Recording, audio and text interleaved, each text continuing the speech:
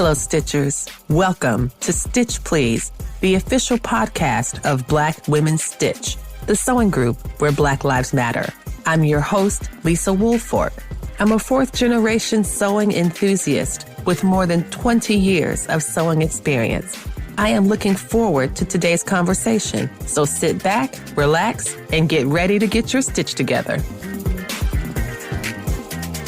Hello, everybody, and welcome to the Stitch Please podcast. And as I say every week, this is a very special episode because this episode brings a fantastic guest to me right here in Charlottesville, Virginia, across the entire ocean, the Atlantic Ocean, to London town. I am having the great privilege of talking with Miss J. Sews. That is Janet Hensell. We are so happy to welcome Janet to the program. Janet, thank you for staying up so late to accommodate a 5-hour time difference so that we can have this conversation today. Thank you, Janet, and welcome. Thank you so much. It is my sincere pleasure to be here, and I really appreciate you interviewing me today. It's an honor. It is a dual honor. The feeling is mutual. This is the Mutual Admiration Society here. Janet, I love your work. I love your sewing. I have been really delighted by your energy and spirit on social media, and it's so charming. It's just so lovely. And I wanted to ask, what is your sewing story? How did you get started sewing? Well, I started sewing, before Janet Jackson started singing. Now that is serious. That's some sewing. If you have been sewing as long as Janet Jackson's been singing, that is quite a long time because that poor lady has been singing since she could make words. That's it. Well, not that far back. Let's say before she had a successful solo career. Let's not age me that much. Okay. That sounds more reasonable because I'm like, I don't think so because she doesn't look it, but I think Janet is in her mid-50s. So I don't think you've been sewing for 56 years, but hey, you know what they say, black don't crack. Nobody knows how old we are. No one knows. But yeah, I've been sewing a long time. Since I was a child. How it started was my mother. She's from a poor background, like many of our parents are. And she learned to sew, I think, primarily through necessity and fun. And she taught me to sew. She's always very focused on children having skills in anything, be it mechanics, sewing, whatever. She always thought it's good to have a trade. And she taught me to sew. And then we started off on our little dolly. And little dolly used to look good. She's had some nice little dresses. I started off on dolly. And then after a few years, you have school, you have homework, things like that. And it's not fashionable to sew when you're a child because why are you sewing? You can buy stuff in the store, right? I realized to sew for myself, not just dolly. And I picked it up again. And that was necessity because I'm kind of bootylicious in my figure. And they don't cater for that in the shops. Yes. But I can cater for myself if I sew. And that became the key thing. Yes. It was a really good thing that fits unmatched. It is an unmatched feeling. And I think there's so many beautiful things and so many avenues that you have laid for us to travel in our conversation. Sewing for a doll that you loved and making these brilliant clothes. And she was the best dressed dolly in the entire neighborhood. And then continuing to sew in elementary school. But it's interesting to think that you were sewing as a kid, which I think is an admirable skill. And I can totally understand why your mother was like, I want my kids to be able to know how to do things because that's a way to become and remain independent. But then you got a little teased for that. Like, why are you sewing? You should be buying. Can you talk a little bit about what you recall, if you recall much from that time, about hearing that kind of feedback from your peers? Because it seems like some hateration on the part of some jealous kids, because why would you say something like that? What a weird thing to tease a kid about. You know how to sew because you are poor. Like, what? I don't understand. I do remember, I think I was started to sew when I was definitely a child. So I must have been about 8, maybe 7, thereabouts. And then I remember she taught me, my mother, bless her, taught me to knit as well. And I remember designing my own knitting patterns. When I say knitting patterns, I mean like design. So I did a heart and I found that if I start with one stitch here and I make it wider and, I can get the heart. And I went to school with this jump. Beautiful. I felt good, I made this thing.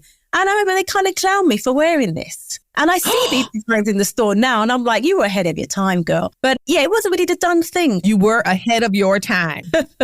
It wasn't the done thing, but I decided to make my own clothes because for me, I used to go and buy trousers, pants in the store. But to accommodate the hip, the waist would be big and you get that big back. It was so annoying. Someone could put a beverage You could sit a whole beverage like in the crack between where my butt finished, but then my waist was big. It's like I could really put other things in here. What's wrong with these pants? Well, at least I hate that. So that's partly why I started to sew, just to accommodate my figure. It opens up a whole new world to me, because then I realized if I go to the shop and I want my dress in blue and they don't have it in blue, I can buy some blue material and have that same dress if it's within my skill set, you know. Obviously, I wasn't pattern cutting formally then, but I knew my way around sewing enough to make my own off of that. What they're calling it now, hacks. I just call it changing the pattern. Yes. I used to do that. And that's how it started with me and sewing. But it came and it went. I got busy with studies. I got busy with work and different things. And it would be ebbs and flows. Sometimes I wouldn't sew for years. Sometimes I'd sew regularly, be inconsistent like that. But it was something that I always held dear to my heart. I'm always sketching things I've seen people wear on the street and things I see on TV. And even now I'm forever watching telly with the camera.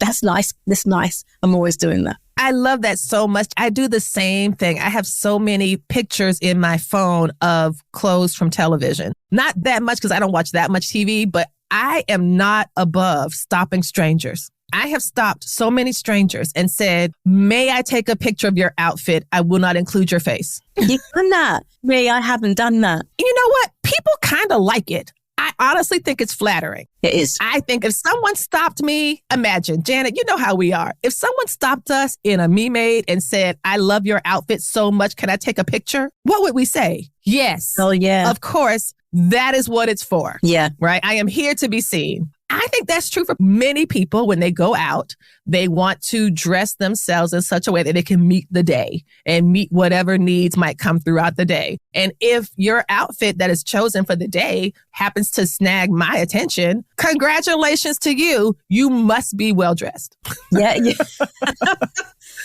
I will stop people to give a compliment, but to ask for a photograph, that's good. You've got guts. I would never do the photograph bit. I mean, listen, you know how to design patterns. So I can imagine how if you had a photo, it would be so much easier. Then you wouldn't have to remember so much from the sketching. But I don't know anything about it. So, which is one of the reasons I'm excited to talk to you today. So you've gone back and forth with sewing. You started as a child. You had developed some pretty strong skills in both sewing and knitting. The fact that you could knit a jumper and that you were able to say, I know how to make a heart based on my understanding of what a pixel is, truly, because that's what helps to build that out, right? I know what a pixel is. So I have 1 pixel and then 2 pixels and then 3 and then 4. And then I just keep going. And then I bring them back in. That is a really rather kind of computational way of thinking, right? And the fact that you were able to move all those little pieces around to make your designs, to make your hacks, to make these things shows a lot about your creative imagination.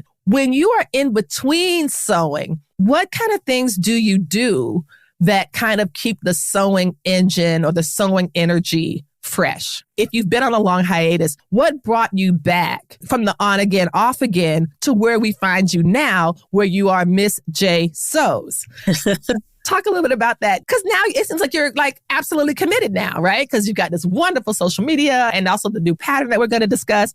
So how do you kind of keep that energy going when it's been a little dormant for a minute? I think partly for me, because I never have a dedicated sewing room. So it always meant me taking over part of the house, the living room table or something. So it always makes sewing a little bit more inconvenient and more challenging to do. You can't just jump on your machine as you wish. So that's something that always slowed me down. But in between projects, what normally dragged me back into it is an event or something I had to go to. And I used to go to the shops and think, I'm not paying that for that. Are you joking? Really? Polyester in that ugly color? No, I'm not paying it. Mm-mm. And I'd get the sewing machine back out. And even if it may have cost me more long run, I'd rather, because it's bespoke. No one else is going to be out the same frock. That is the nightmare. To go out, there's another chick out there looking cuter than you in the same dress. No. Well, not cuter, but we're trying to look as cute as me. Unless I don't know about cuter. That's outrageous, Janet. Cuter? No, ma'am. I say I'm not going down that road. Let me just buy some material and make something and behave myself. But with me now, I'm a last minute person. I know the event's on Friday and I'm rushing Friday afternoon with a machine,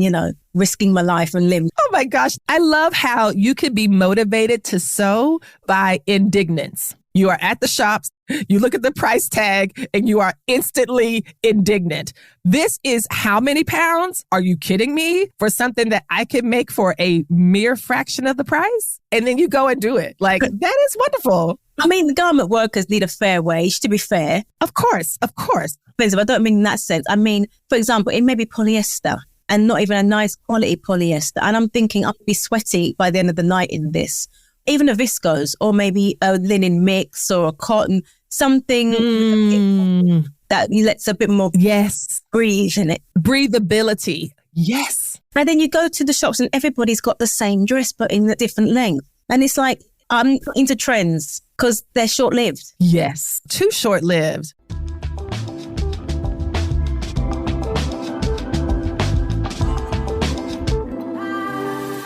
The slogan of the Stitch Please podcast is that we will help you get your stitch together. And now we're bringing it to you in a new way. The Stitch is a newsletter from Black Women Stitch, and I am delighted to tell you about it. What do you get when you sign up for the Black Women Stitch newsletter?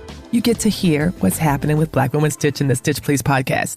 Events that we've had, events that are coming up, contests for prizes, live shows, social media meetups, IRL meetups, episodes of the podcast that you might have missed, as well as opportunities to learn and sew in community with other Black makers across the country and across the world. You'll learn also about some actual stitches. We will help you get your stitch together with continuing education for your sewing life. Oh my goodness, y'all, I am so excited for this newsletter. As always, things I want to tell you, but how? Well, now we have the Stitch. Sign up using the link in the show notes or on our website. We look forward to helping you get your stitch together soon.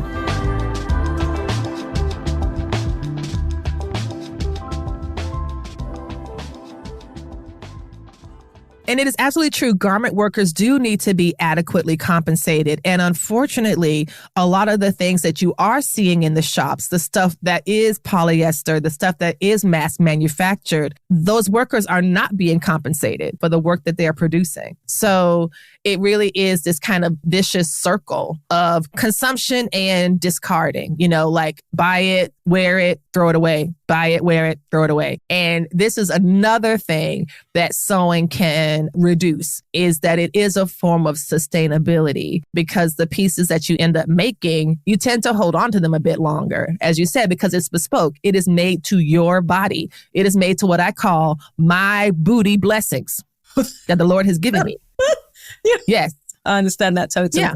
I mean, in my household, we throw things away unless they're completely beyond repair and beyond use. And the same goes for my wardrobe, which means sometimes you can end up looking a little dated if you don't know how to juice something up to the modern time. But I hate to have a garment and get rid of it in a year, 2, 3, 4. Right. If my weight hasn't fluctuated to the extent where I can't wear it anymore, why am I discarding this thing? It still has value. Mm-hmm.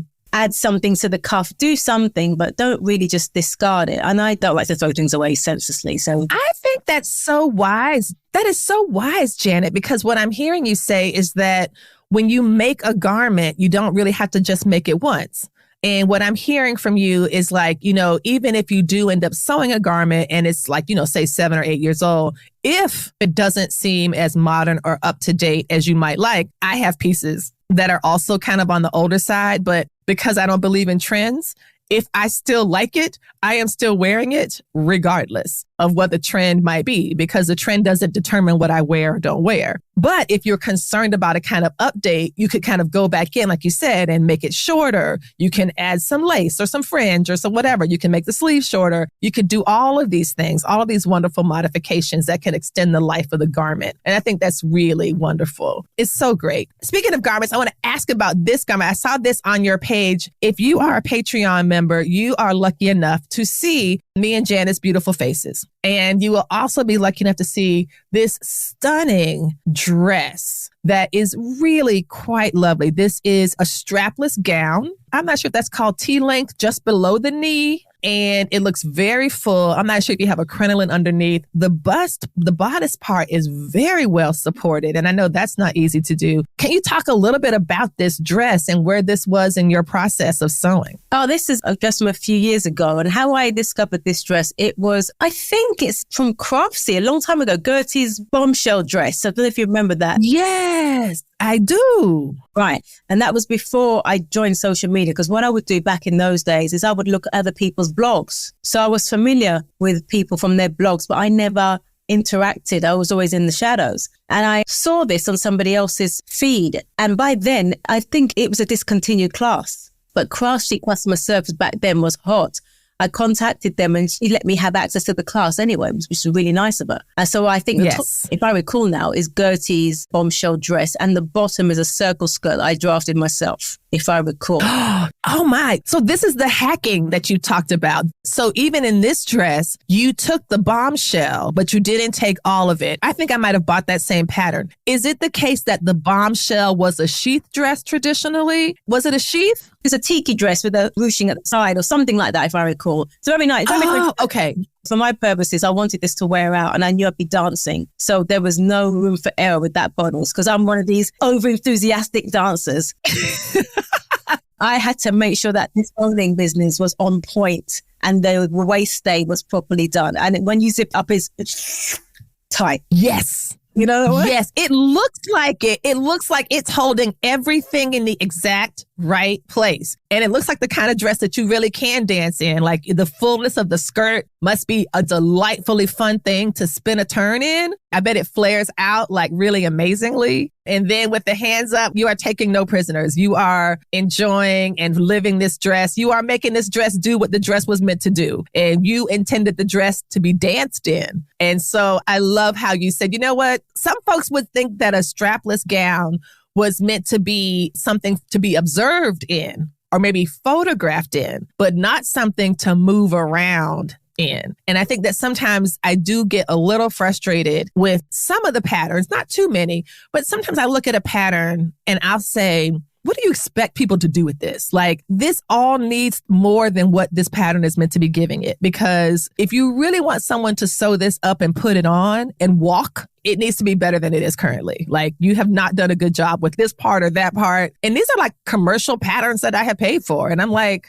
ugh. But you are able to say, you know what, I'm going to make this do exactly what I want. And so I wondered if you could talk a little bit about what you call pattern cutting. And I did talk with a pattern cutter from England a few years ago, Moni Matoso, and she also does pattern cutting. And that was the first time I had ever heard of the phrase pattern cutting. Can you talk a little bit about what pattern cutting is for those of us who might not be familiar with that term? Okay. Well, for me, pattern cutting is essentially drafting a pattern to fit your body. Now, you can take an existing Butterick or whoever pattern, I think they're defunct now, aren't they? But you could take a pattern and you can decide, well, it's cute where they put the waistline, but maybe I'd like it a bit lower. Or it's cute where they say that skirt to end, I'll make it a bit shorter, and you can adapt it. I studied pattern cutting. I used to take time off work, and instead of going on holiday, I'd go to school. And I used to study classes at the London College and St. Martin's School of Arts. And I used to study on short courses there.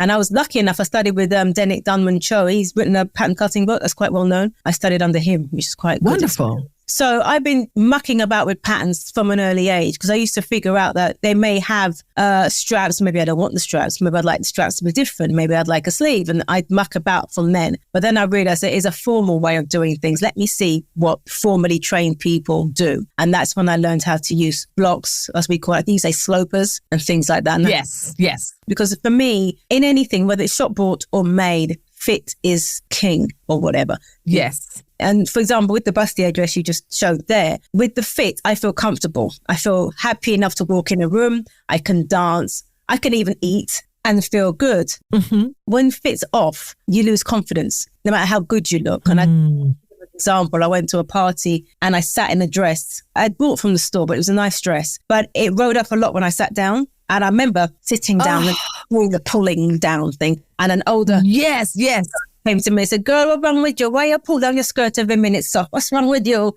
I'm like, what? And he's like, sis, your skirt too tight. And I'm like, oh my God. And he's right. The skirt didn't fit well. And, make your clothes, you have the option of making it fit well. No matter how cute the outfit is, if you're not comfortable, you're not confident. That's right. When I make anything, whether it's a commercial pattern, something from my own imagination, whatever, I feel confidence is the thing I need the most, because without that, the night crumbles or the date crumbles or the interview crumbles. Have you ever been to an interview and something too tight or something too loose where your D's showing too much? You just suddenly... Yes. Pattern cutting for me is the option to make something fit well. I agree with you. I think that's absolutely paramount, especially because I think fit is something that works from the inside out. So, for example, you knew that your skirt didn't fit well. And because of that, you kept pulling it. You kept trying to change your body position so that it could fit. So you could just sit down with confidence and not feel like you were flashing everybody. But what that looks like from the outside, it's anxiety, it's disrupt. The thing is that only you know how something fits based on how it feels. And so I just thought it's just so powerful to realize that fit is also an important part of a me-made look, because that's the reason many people sew, is because they want clothes that will fit them, that the shops aren't prioritizing our needs, etc. So we can kind of build what we need pretty easily. I wanted to ask about this lovely piece. I think this is just the cutest. I'm trying to describe it for those who are listening. Another beautiful image of a very smiling and happy, gorgeous Janet with a lovely head wrap and a white dress with a really interesting short sleeve with a detail at the shoulder. It looks like a woven dress with a princess, a square neckline. Can you talk a bit about this piece, Janet? This was a sewing pattern. I think it was a Simplicity. I couldn't tell you the number now, but it was definitely a sewing pattern. And I liked it. And I liked the square neckness of it. But I thought, let me add a pleat into the sleeve that wasn't there. I just felt the sleeve needed. Yes. So I added an extra extension in the middle of it and folded that back in on itself and then put a button at the end. And the button is something I found in a stash from an old cardigan from like 100 years ago. The waistband was in panels and I didn't need all these panels. What was that for? I got rid of the panels and just made it smooth. I mean, it's quite a tricky little make. It's lined, fully lined, but it's a very dress. And I used to wear that to work quite frequently. Yes. It is quite lovely. It looks like it's great to move in. It looks nice and crisp. What fabric did you use for it? I used my favorite fabric, cotton. I believe it was a cotton, maybe a mix, predominantly cotton. Wow. So your favorite fabric is cotton. So you like to sew with woven fabrics. The back stitch is a reinforcing stitch, sewn by hand or stitched by machine.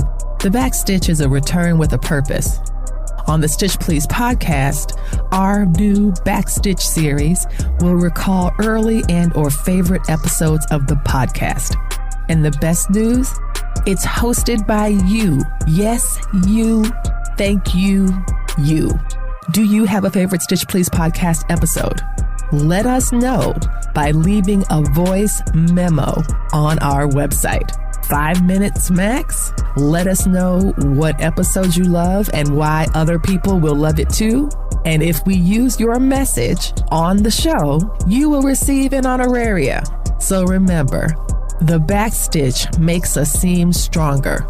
Leave us a message so that your contribution can make the Stitch Please podcast that much stronger. You can find the link at the blackwomenstitch.org website or just click on it in the show notes for this episode.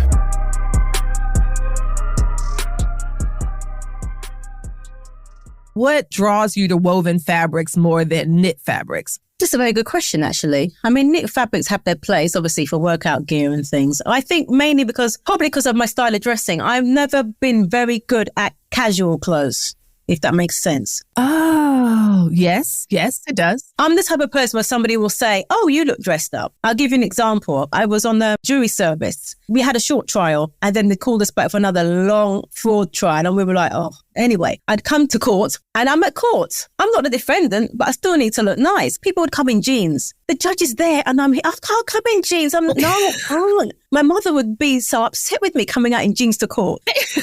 come to court looking like that picture, a dress or whatever, every day. And then one day I came in, this is like after the 16th day, it's a long trial. And one of the girls said, oh, there she is. I'm like, what do you mean? I thought, what's wrong with you guys? Oh, we were taking bets as to what colour you were going to wear today. This is the legal system and process, people. What colour are you going to wear? Oh my gosh. Can you believe this? Yes. Oh my gosh. Oh, the fate of a person's life is in your hands. And everyone's like, the most important thing that the jury cares about is Janet's look for day 16. It's so funny. It's hilarious. I was crying with laughter. They're so funny. It's a good bunch of people, but the craziness they thought about is unbelievable. Really unbelievable. I think that is delightful. And speaking of delightful, your social media. Your social media, I find it so charming. And one of my favorite reels that you did was when you talked about crafting as self-care. I thought that was so beautiful. People can still go back and find it. I think you should pin that on your IG page so that people get to find it all the time because it was so beautiful. Can you talk about what led you to make that reel? I loved it. I used the sound to do my own reel because I thought it was so wonderful. What led you to create Crafting is Self-Care? Sometimes I do funny reels and sometimes I do serious reels and sometimes I just do carousels and things.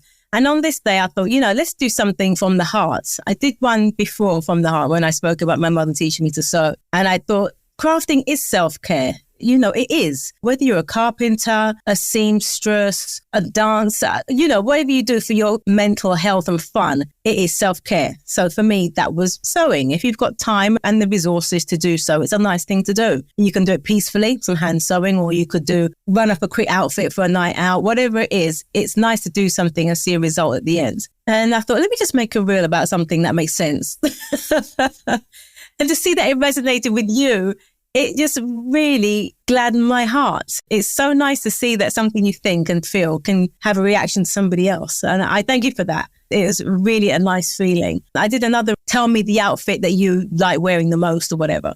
And that the people on TikTok liked it. Thank you very much. But your version of it was outstanding, actually. Well, I wouldn't say that. I had a professional photographer into this studio and he had taken photos of me sewing and doing stuff. And then Ryan, my youngest son, happened to come in and I gave him a hug. And so we got a beautiful picture. And so I love that picture and I make a lot of things for my kids. So I did love it, but it would not have happened had it not been for your soundtrack. You put the words to the feelings that many of us have. So I want to thank you for that. And another thing to thank you for is this new sewing pattern. So you've been studying pattern cutting and now you've released a pattern. The first of many, I am certain. And this one, again, this is your favorite fabric. This is a beautiful wove. Is it a bit of a silk or satin in it? Can you talk about London Rain and what makes this pattern, this is your first pattern? Is this the first one? It is. This is your first one, which is so lovely. Can you talk about what led to this gorgeous outcome? What was your process? I don't even understand how to begin. I used to sew in isolation. I never was on social media, occasionally lurking on other people's blogs and I'd see what other people could do. And I saw what I could do. And I used to think, I wouldn't mind working in some sort of capacity in a creative art like sewing. And I never had the opportunity before. And I thought, I'm going to try it now. I'm not getting any younger. Let's give this a go now. And I would design my own patterns from scratch anyway. And that feeling was unbelievable. To have an idea in your head and then make a sketch and actually make that idea come true is really wonderful. I still see patterns out and some patterns are gorgeous and I'd love to make them. And other things I think, that's not for me, or this is quite trend-led. A lot of people are releasing similar patterns at the same time. And I thought, why don't you try and create something you might like to see? Let's see how this goes, because I've never offered anything to the public before. People have seen things on my feed that I've made for myself from my imagination, but I've never offered it to anybody else. People have said to me over the last few years, things like, I wish I could sew, or you make me want to start sewing again, or I like your design. And I thought, I get some positive words back. I thought, let me try and get a pattern released. And this has been a long process. I've been studying pattern cutting on and off for some time now. And I'm enrolled in 2 different pattern cutting schools now. One is more focused on the modern, one's more focused on the vintage. And I remember when I was in the course of doing the vintage class, I did see something with a drop sleeve. And that did have a drop sleeve, actually. And I made something with a drop sleeve, which was similar to this, but instead I extended the sleeve the jewel length, I think is equal here. Yes. Okay.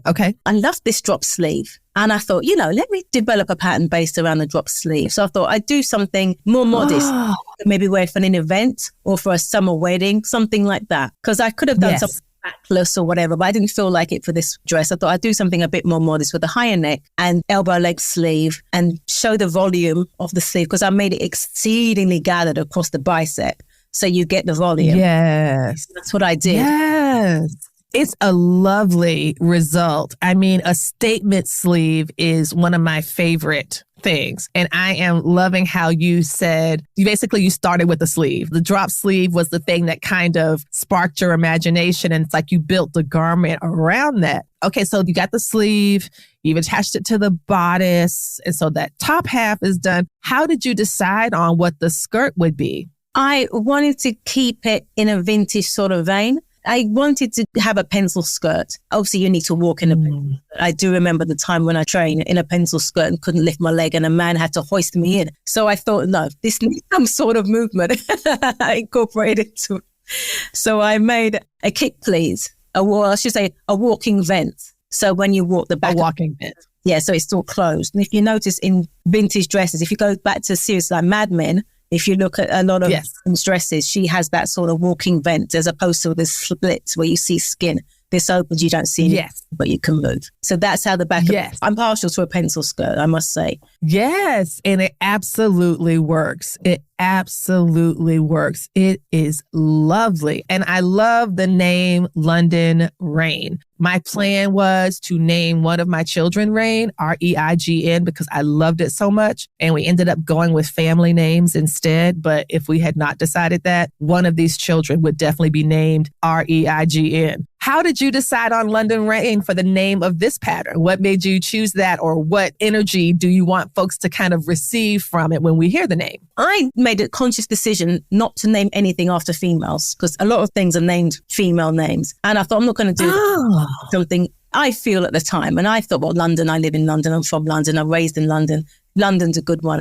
And I thought, Rain, that sounds good. I want you to feel regal in it. I want you to feel important. Let's call it Rain. And it sort of just flew from there. I think it suits the garment. It absolutely suits the garment 100%. And the name itself is it's just so cool. Like, it's just cool. You think about London and then the monarchy and all of that other stuff. Like, there's just so many ways that London Rain works as a garment name. And I hadn't thought so much about, I think you're right. I think a lot of independent pattern companies and even some of the big four now are starting to name their patterns. And when they do tend to choose names that are associated with people or a person's name, and sometimes even the designer's name or whatever as part of it. So I thought that was really interesting. Oh, that's so cool. I'm so glad I asked that question. It's a play on words because everybody knows we have rain in London, as in the physical weather. Exactly.